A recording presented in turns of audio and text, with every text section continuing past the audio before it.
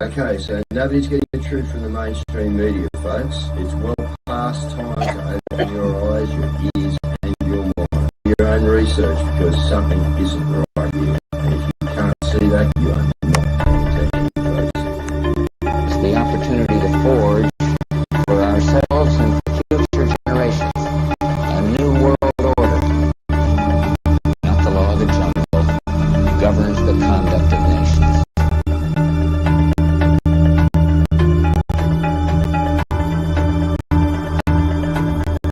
So let's look at each one of these and see, probably one of these numbers is going to have to get pretty near to zero.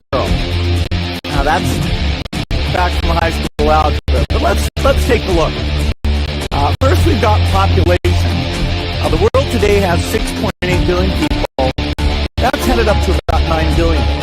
Now, if we do a really great job on new vaccines, healthcare, that by perhaps 10 or 15%. The important message that we need Australians to get vaccinated as quickly as possible. In line with that, I do encourage all Australians to please go, and if you haven't already done so,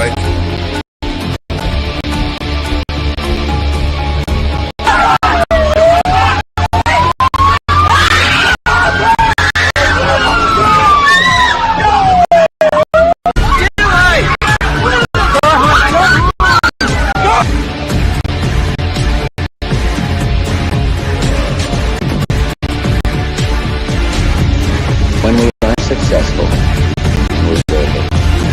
we have a real chance at this new world order. The incredible United Nations can use its peacekeeping role to fulfill the promise and vision of the UN's founders.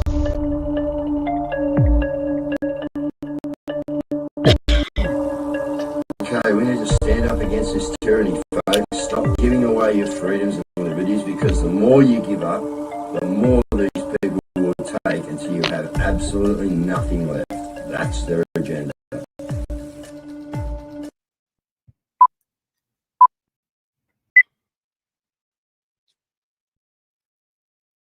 Well, good evening, folks, and welcome to Friday evening. Hope everyone's got something planned for the weekend. It's going to be constructive and in our mode of exposure, guys, because that's what it's all about. We've got to utilise these times that we get out in the public, in the matrix, I will call it, right? And get talking to people about what is going on out there. The first thing I like to do is wish my wife a happy anniversary. It's our anniversary today. We thought we'd spend it with you guys tonight, and we'll go out for tea tomorrow night, guys. So, yeah, there you go. Been how many years, Don? 17? Married? 16. 16 married, and yeah, about 18 or so. Yeah, 19, so together. So what a great journey it's been, guys. Never thought we'd be right here where we are, fighting this spiritual war, which is, I was talking on space today, and that's exactly what it is, guys. It's just a fight. You know, we're watching a stage. We got good and evil up there playing it out. And as we know, you know, most wars, or in this day and age, you know, with the art of war and that, you know, the war would be won on 90 and 95% disinformation. So, again, I go back to discern where you're getting it from, guys, all right? Because there's a lot of stuff out there that's just going to blow your mind. Yeah, thanks, guys. More severe interference. Yeah, we get that all the time in the studio here, chick, all the time. Now I hear they're ripping more sunscreens off the shelf, guys. Good thing. So, yeah, we're starting to get a little bit of things happening. Aussie drivers are getting hammered.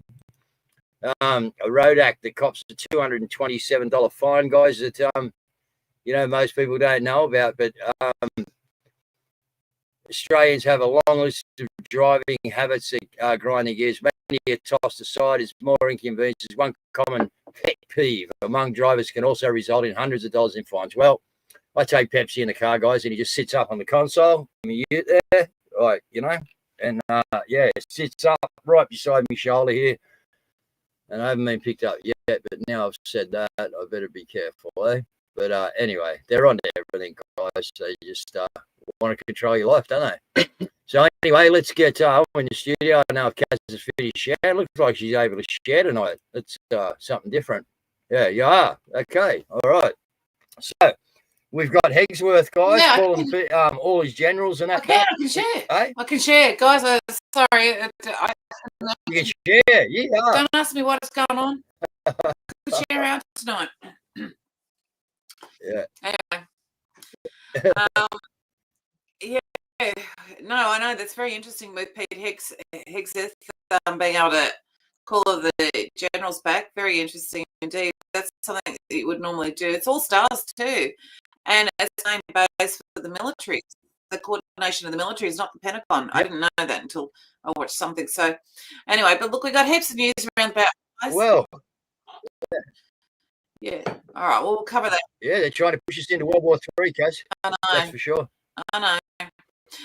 Well, it does, because Poland has called all the citizens back from Belarus as well. Belarus is an alliance with Russia, so that's very interesting.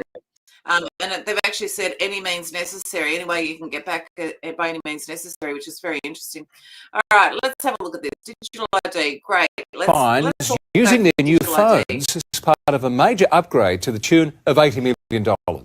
It's just one of many high-tech tools every police officer in the state will be able to access as part of a digital transformation. They may look like your regular smartphone, but these Samsung Galaxy S25s hold critical information, helping to make quick decisions in high-risk situations like this police search in the southern suburbs, swarming suburban streets on the ground and in the air. It gives us real-time information on warrants, wanted people, bail, missing persons, so it enables real-time decision-making. This is the stuff to be centrally managed given the highly sensitive information they hold. If a phone is lost or if a phone is damaged, we can actually wipe that phone remotely. SA Police installing more than 70 apps onto the phones to make their job more effective and safer. It really is a time saver because you can do your work from any time, any place.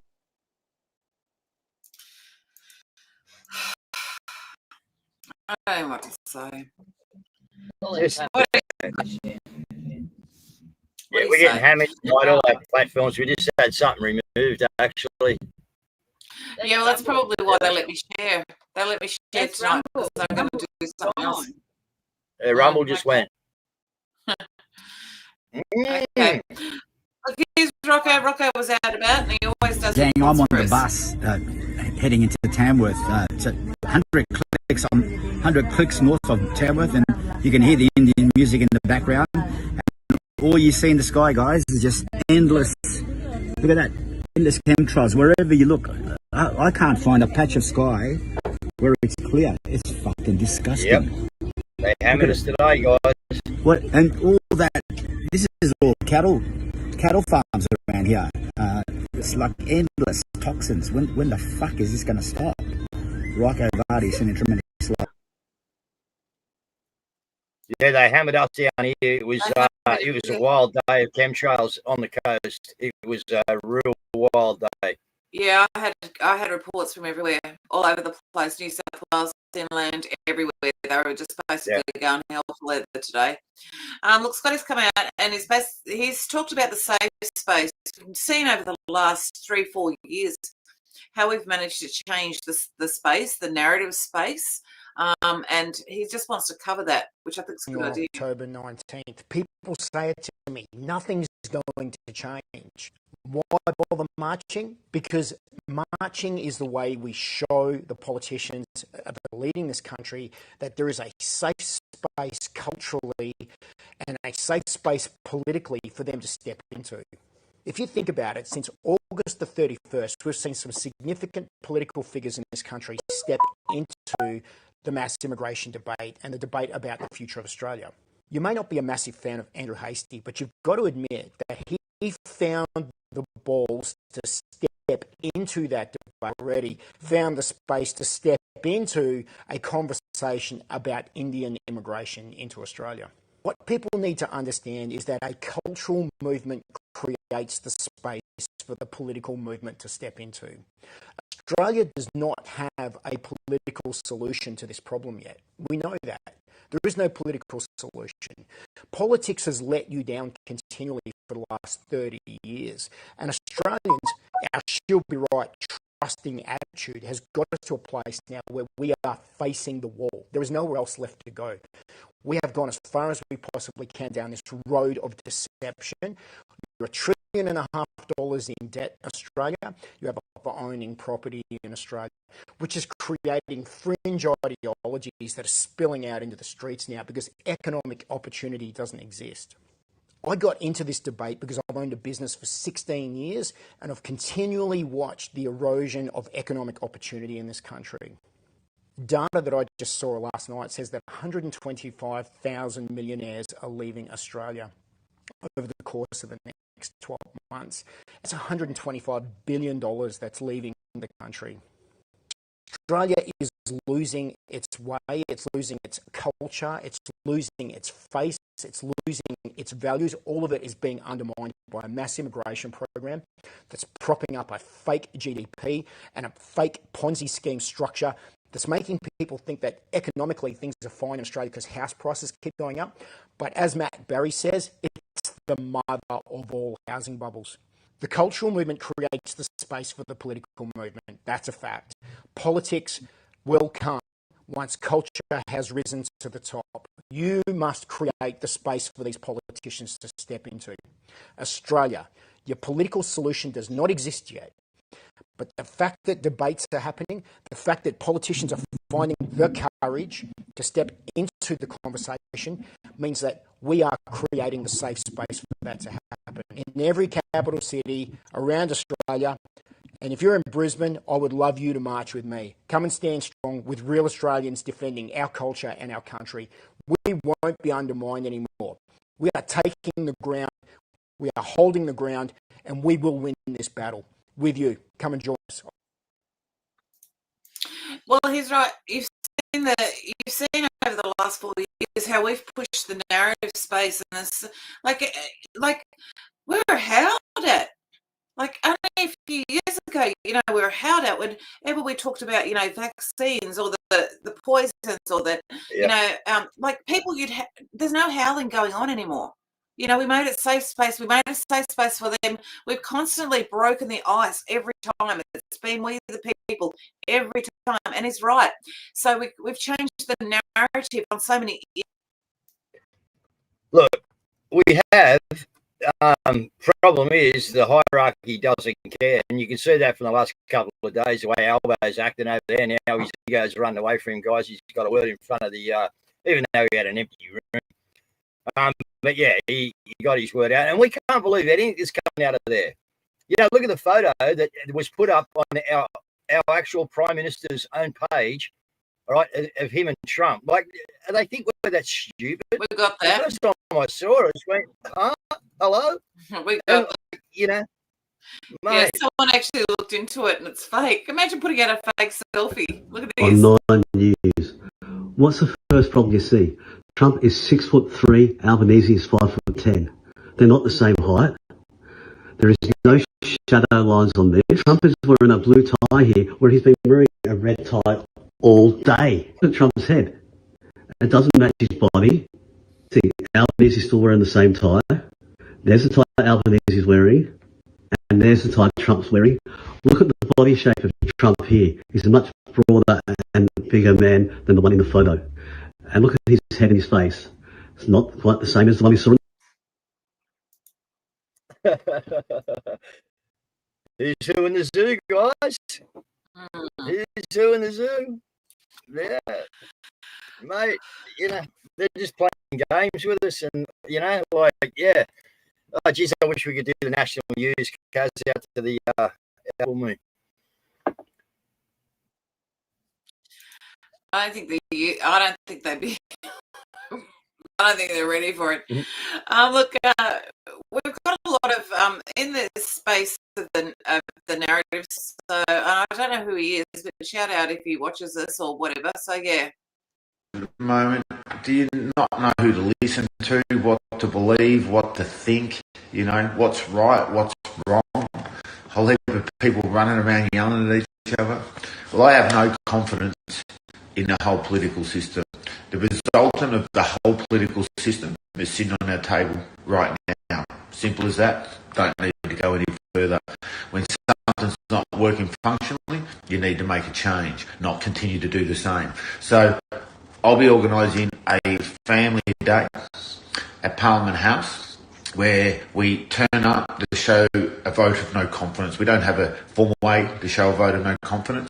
So I need the people in the middle that aren't left or right, that aren't yelling and screaming at each other, to actually stand and demonstrate our numbers as a collective. The first thing the Australian people need to do if you want change is unite. So no confidence across the platform needs to be restructured. The Australian population should stop everything 12 to 18 months tomorrow, reshape our political scene and actually get back into it and make no difference across the... Look, so he's stepping into the narrative space as well, saying, look, no confidence, which is a really good idea as well. He hasn't given a date. So we've got all of these people. Everyone's got the same, everyone knows what the problem is. Yep. Yeah, look, I think the governors is the place for everyone to hit in each state, you know what I mean? They supposedly, you know, run the state and do what they got to do. So, but anyway, we're you know, I've had a few conversations today, guys. There's people working on that in the background, and yeah, I think that would be a very good idea. So let's just see how we go. But yeah, whatever's on, guys, this is the time. We just got to all stand together and get out there and get it done.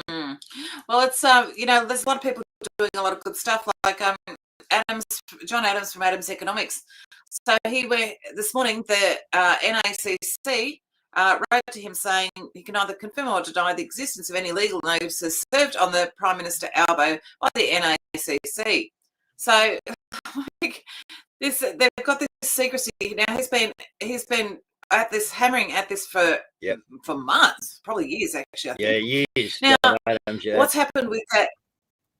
What's happened with that 1975 tape that was aired on the ABC about pedophilia? John Ruddock must have been in the room, because he said it's not possible to overstate how bad the tape is. It needs to be made public. Thank you for your efforts, John Adams. Now, John Adams' letter about the ABC pedophile tape. They said a response is being developed to my request for the Minister to exercise her powers under the Australian Broadcasting Corporation Act of 1983 to have the recording published on the ABC's digital platform. In the matter of national interest, they said that the matter is being treated as very serious, but couldn't give me a time frame as to when. Now, they've also apparently launched an inquiry into why the police were not mobilised to, well, they were reported on, but why they didn't actually press charges on the people involved.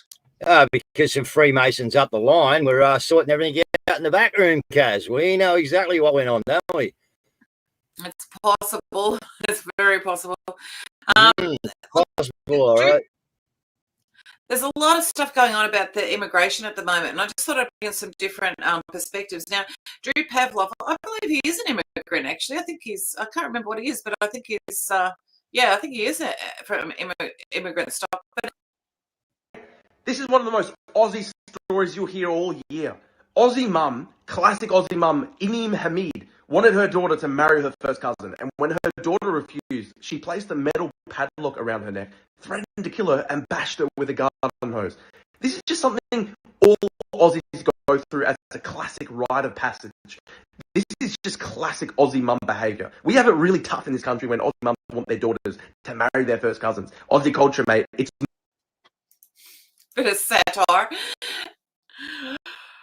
But this is, but the actual incident wasn't satire, right? That incident actually happened, guys. And is this... I know. Hey? Yeah. I know. Is what we want in our country, is it? Yeah. No. This is the rules that they want to lay down through our councils. And the more of these people that actually get into these councils by these people out voting us, guys, and doing what they're doing in council suburbs, etc., the more we're going to see of it. You know, they just want to bring in Shari law. They want them, you know, they've already got West Sydney and they're doing the prayer time, 5 a.m. in the morning, guys, blasting prayer time. You know, like seriously. Yeah, that's seriously. I think they actually know when to pray, don't they? They don't need to be told by a fucking siren coming out of a building that it's our time to pray. No, these people have been doing it all their life, praying to a false god. You know, they have no trouble with it. Anyway. Well, just to bring in a different perspective, if this person's got a different perspective, and I like to... The foreigner doesn't benefit the fucking country. They shouldn't be here. What you're getting at there is a question of ideology. You just said yourself, we don't want to be the person that's anti-immigration. Well, why not? What person who's anti-immigration? The problem is that we've been socially acculturated, right, to believe that immigration is like a human right, that immigration is a good thing, that immigration is democracy. Fuck that! Fuck that! That's not why immigration was invented. Countries needed to survive, so they needed to bring in skilled workers from other countries, or they needed to bring in labor-intensive workers from other countries to do jobs that the local skilled workforce couldn't do. Immigration exists. It's not supposed to be fair and just, and we're here to help people, and we want to make sure that refugees have a safe place. No, that's all political bullshit. That's all stuff that you feed a stupid citizenship. We're doing the right thing by letting foreigners into our country. If the foreigner doesn't benefit the fucking country, they shouldn't be here. There's some other place they can go where they can benefit that country there, but that country isn't here. So when you're bringing in people who are unskilled, uneducated, and then when they come here, they also don't acculturate to your country, that's a person who's just bringing their culture, their life, their society to you to feed off of you, to feed off of your land and your taxes and your benefits to help them, not the other way around. And that's not me being anti-immigration. I am all for immigrants who had something special and they gave it to the country that they moved to. That's completely different than giving safe haven to a bunch of broke and poor people because you feel like it's the nice thing to do. Yep. How about we look after our people, Albo? That would be good.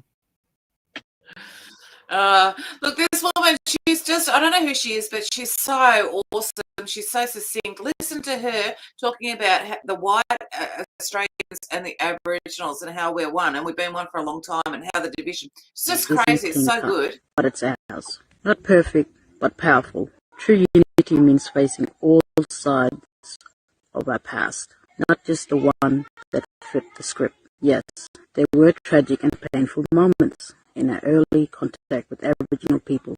That truth deserves respect, no doubt. Yes, Aboriginal children were forcibly removed in what we now call the stolen generations, a deep wound in our history. But let's not forget the others and estimate their mothers. Why? Because their moms were unmarried, because society said it was shameful. Unmarried mothers were forced, pressured to give up their babies, not for their safety, but to uphold appearances. What about their stolen generation? They pain of our nation. And again, this is what forms our shared Aussie identity. Not one story, but many. We must not forget the other half of our story. Over 100,000 convicts ripped from their homes, shackled, dumped on distant shores. Men beaten, worked to the bone, women abused, treated like property, stripped of dignity and voice. And yet, they with no say in it. Then came the migrants and war refugees, fleeing shores, war, poverty, and heartache, arriving with nothing but hope. Some were locked away, mistreated, judged, but they stayed, they worked, they helped shape the need to apologize for the sins of our great-grandfathers. That's not unity, that's guilt, and guilt doesn't build anything. Our shared identity is our meal ticket, not welcome ceremonies that tick a box. not endless sorry days reopening old wounds. What feeds this country is everyday Aussies backing each other, no matter where we come from 1788 to today. Australia has walked a long, painful road from conflict to courage, from exclusion, aggression, heartache, healing. We became a people who may not always get it right, but we never give up. We never forget our Anzacs. They didn't fight for a government. They fought for Australia, for all of us, under one flag, black, white, brindle. Aboriginal Anzacs served a country that barely recognized them, but they served anyway. Vietnam vets came home to booze, not to markers, chapters. But over time, we changed, we learned, we stood up and said what needed to be said. Thank you. Welcome home. That's who we are. We stumble, but we stand back up together. Let's stop dividing our future over our past. Let's stop apologizing for our history we inherited and start owning the future we're building. One country, one people, one flag. We are. Yeah, well said, love. And I just hear we got Snoop Dogg. I knew he was doing the entertainment at the grand final, guys, for the AFL, I think it might be. But he's apparently doing a welcome to country. Well, if Snoop Dogg comes in here and does a welcome to country, I reckon you Aussies know what to do. And that would be just boo him off stage. No, just override him. Aussie, Aussie, Aussie. Oi, oi, Yeah, well, oi. whatever. But yeah, let him know that we ain't taking that shit. And we wanted Snoop Dogg anyway, you know. You know, what they spend on that, 50 million. You know, I hear he wanted the exact same stage so he could do a rehearsal. He wanted the whole thing set up how it was supposed to be so he could do a rehearsal and then they pull it down and then reset it up again for the stage, for the night. Like, these people are just egotistical idiots, mate. That's normal though. We just do everything on a budget. No. Normally you do have dress rehearsals and then you have like there's a whole heap of rehearsals. You have full dress rehearsals, then you have your lighting, sound. It's just we do things by just by the fly. So yeah, that's all right the day before. He wanted this a week before, you know what I mean? Like, it's just a joke. All right. I'm going to bring on the flyers.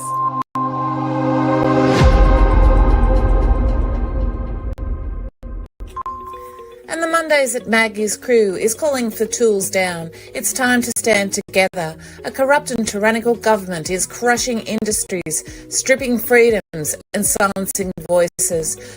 So join House in Sydney at 11 a.m. And on Mondays, don't forget Mondays at Maggie's, the Frank and Charles podcast. They will be hitting the streets this week. Mondays at Maggie's. And on Saturday, the 22nd of November, there is an Abolish Abortion Australia conference. This will be found in Victoria. We have the following events. In Melbourne, gather at the Governor's every Saturday to end the tyranny. 10 a.m. every... Join the Justice of the People in Melbourne every Sunday at 4:30 p.m. for a remembrance at the Shrine of Remembrance. And the Too Much for Australia events that are free of NSN will be one in Wodonga, 18th of October at 12 p.m. and the one in Brisbane at Roma Street, Parkland, 12 p.m. And the Vax is at it again with the Vaccine Injury Bus Tour. The dates will be 10th of November, Wollongong, 11th of November, Kiama, 12th of November, Nowra, 13th of November, Ulladulla, 14th of November, Nauru, Merimbula, 16th of November, Yass, 17th of November, Goulburn, and 18th of November, Bowral. And there will be a Forest of the Fallen on Saturday, the 27th of September, Clarendon Street and Wellington Parade. Set up as at 10 a.m. And there is a court call out for court support for Rocco versus the Tamworth Council for non-payment of rates at the James Madison Tower, Sydney. There will be an 832 muster at Rollins Plains, New South Wales, mid-north coast, It is held on October the 3rd to the 6th. And every day there is a daily prayer space held on X. It's at 3 p.m. Melissa 1462.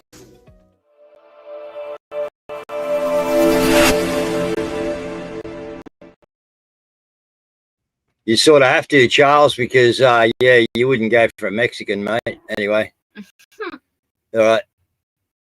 Charles, how did you get on with those documents? Have you been able to research them and find out if they're legit or not? If you can you let me know?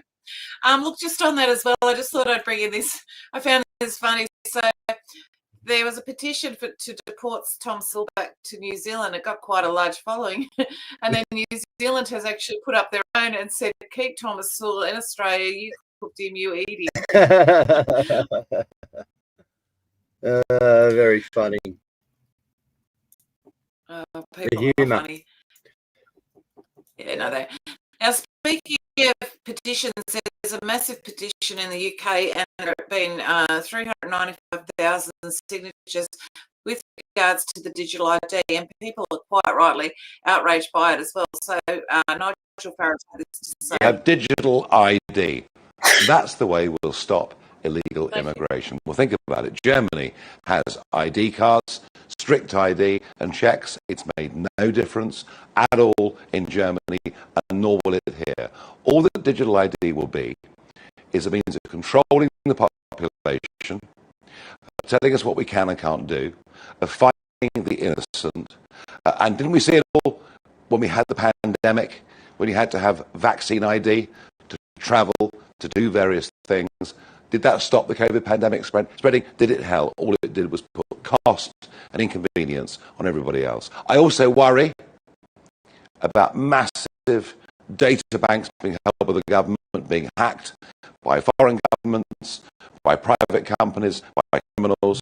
I do not see a single benefit to the government having digital ID other than them controlling what we do, what we spend, and where we go. And we, in Reform, are wholly. Well, he said that now also.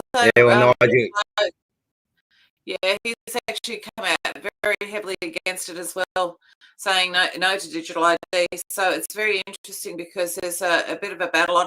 But that's it, guys. They're going to sell you. Let me tell you, deportation, haven't they? Well, what they're going to do is they're selling you on the concept of digital ID. Oh, well, you need to get your digital ID so that we don't deport you, and then we know who's to deport. Yep. This is how they're going about it. Like, it's unbelievable. They'll go about it from every aspect, like we spoke about, probably 6 to 12 months ago, because they're going to hit all your little things where your children have got to go, you know what I mean? And you can't register them without a digital ID. You can't do this, you can't do that. Guru, and he knows what the good Lord lets him know, mate. All right, so we've got a lot of controversy surrounding Trump. There's a lot of people that are out that have really lost their patience. You know what? Do something. Yeah. You have half the people that voted for you mildly happy with the job that you're doing in hopes that things are getting better. Then you pop up sitting at the same table as Bill Gates, so humanity still ain't safe. And now Charlie? Then you have half, if not the majority of your voters, clinging to the last little bits of hope that they have, that there's some kind of master plan going on behind the scenes. But it all can't be revealed at once. It has to be slow to save the mental health of the world. Watched a man that was essentially on the road because of your campaign get popped in the neck in 4K. So what now? How much do you think people are going to take before they start retaliating? And then what? We're all locked in a ride? Or was that the plan all along?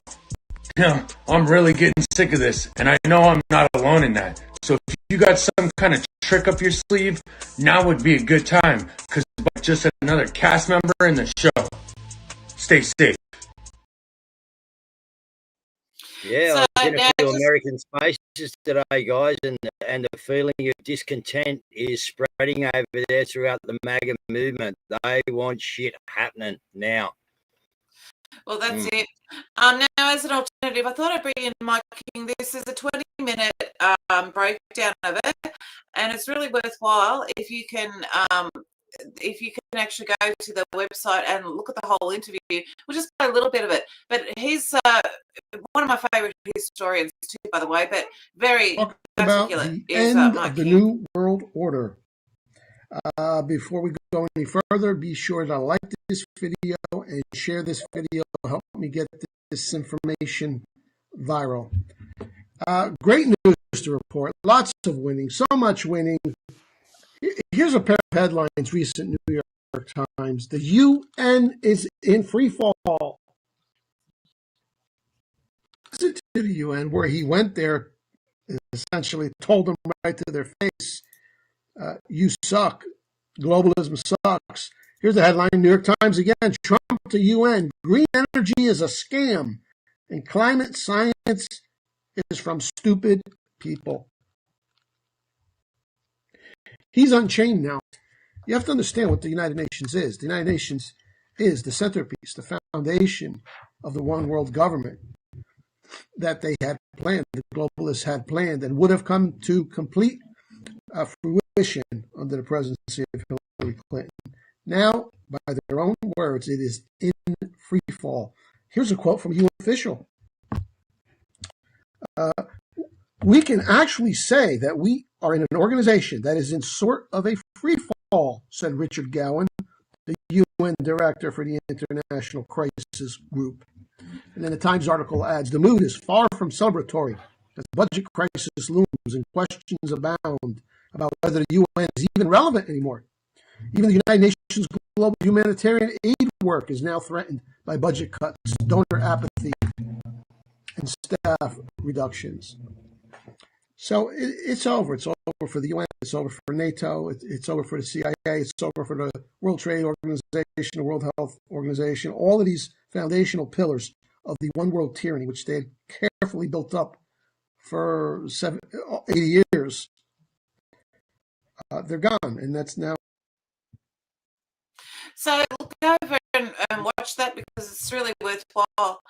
And you can see that there's a lot happening that is not behind the scenes either. I know people are frustrated, but you've also now we know got why something going on with Hegseth and Comey here. Hundreds of his top generals and his Department of War leaders. I don't know if you saw the news, but Jim Comey has been indicted.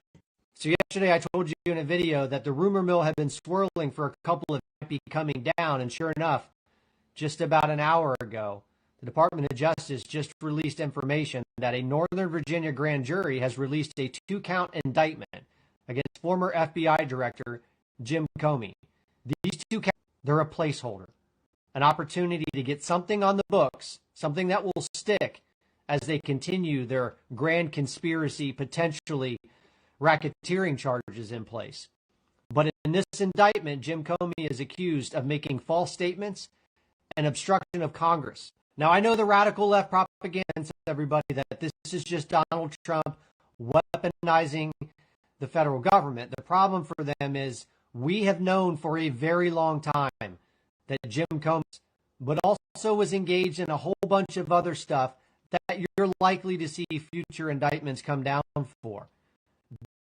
Now, it's not just that as well. It's everyone. Like, under the shadow of the Charlie Kirk thing, okay, whatever's going on is huge, because you've actually got, so the FBI has confirmed that there were 275 plainclothes agents there on January 6th. So, and they're saying it was basically it's time to arrest. Oh, hang on, I'm on the wrong page. There's time there. What's coming out? Like, this is huge, guys. It's massive. So, the assistant attorney, Will Rosenzweig, I think it is, secretly ran an anti-Trump blog for years, attacking Trump and mocking his supporters, and even plotting opposition tactics. And exposed. Not only Nancy, now I didn't know this. I can't believe I didn't know this. So you had Jim Comey, or Corny, depending on the comms. His daughter Maureen was the one who was in charge of the Epstein files, okay, in New York. I did not know that his son-in-law was the prosecutor of the J6s. So he's got his daughter and his son-in-law. Like, it's all this nepotism, this family business, who prosecuted the J6s, has resigned his position as assistant US attorney after the former FBI director's indictment. Now, I didn't know that. No, I didn't know that neither. You got Durham back on the scene as well.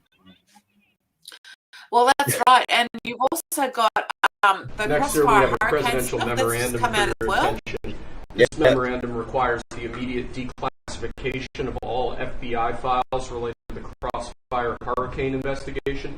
This was obviously one of the instances of the weapon. So you have that. So it was a weaponization of the Justice's Department. And then on top of that, you have this little tidbit here. So Trump signs an order directing the Attorney General to fully enforce capital punishment in DC and across the country for all applicable cases. What is the applicable case? Treason. Okay. And then on top of it, you've got this one, which is, oh no, it was the same one. Sorry. I thought I had another one there. Yeah, and he signed that and he gave the media heaps. He held it up to him and said, will you look at it? You want to look at it? You know, because you won't look at it. You won't want to know about it. I know. There's a couple of feel-good stories. Let me just rush through those. So you've got this one here. So this is Amiri King. So remember this guy? So this guy posted about how his wife had bought him a suit and he was going to go to church in a suit. He'd never owned a suit. Okay.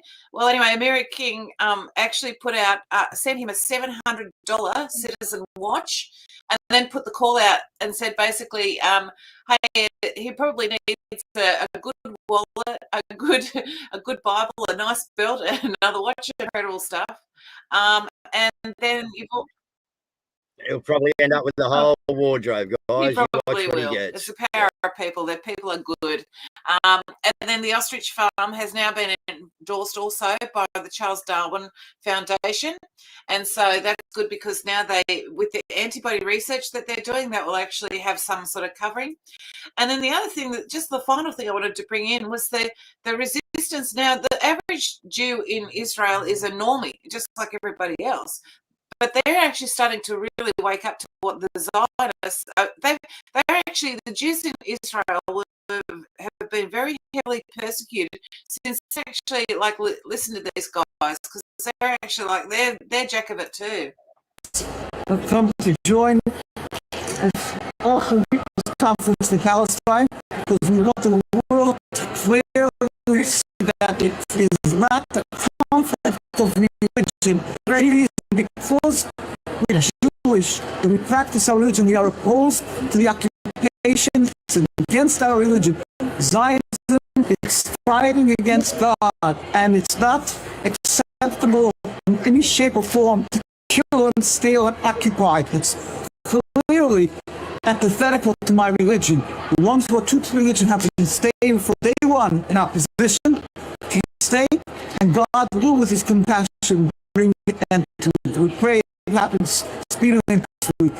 And it's not anti-Semitic to speak up against it. If anything is anti-Semitism, it's clearly the state of Israel. Killing Palestinians, driving a wedge between Muslims and Jews, bringing hate to Jews and to Muslims around the world. Inshallah, we should see a free Palestine. Very interesting. So the whole world's in a state of chaos at the moment. But anyway, we're being taken out by a special anniversary special video.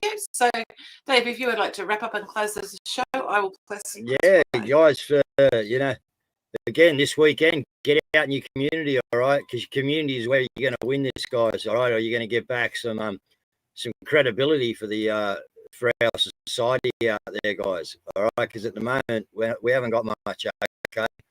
We're getting hammered. They're bringing in laws left, right, and centre. So get out on the weekend, talk, all right? Be active, all right? And, yeah, we just got to come together and get this done because, yeah, we are running out of time before they, you know, probably take a lot of us people who are not going to conform to their bullshit off the air, guys. So what are we going to do then? I wonder. We got cables getting cut all the way through America at the moment. Different things going down. Pretty easy to shut us off from the world, guys. 2 cables I think it is. Bang, we're gone. So, yeah, get ready. The wave's here.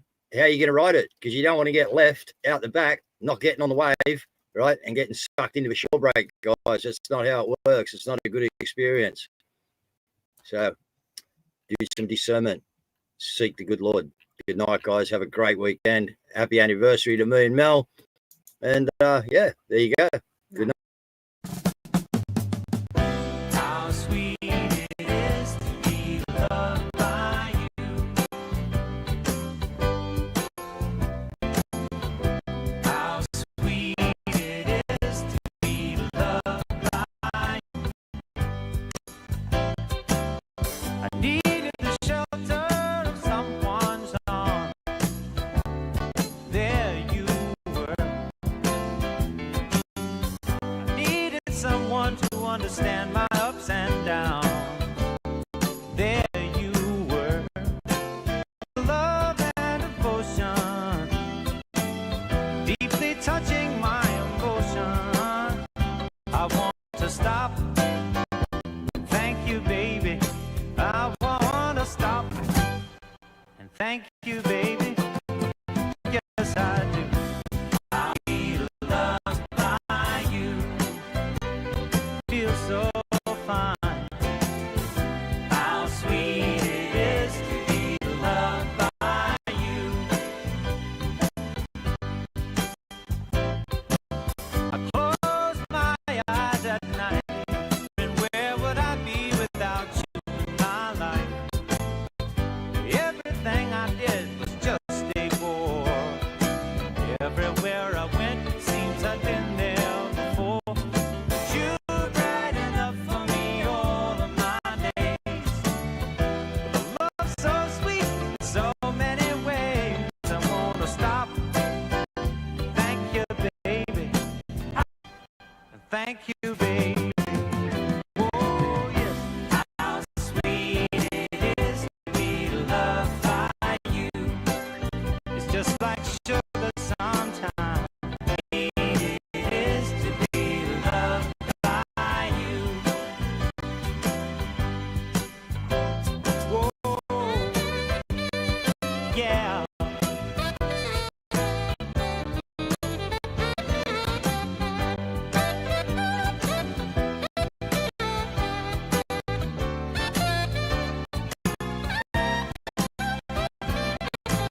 You were better to me than I was to myself.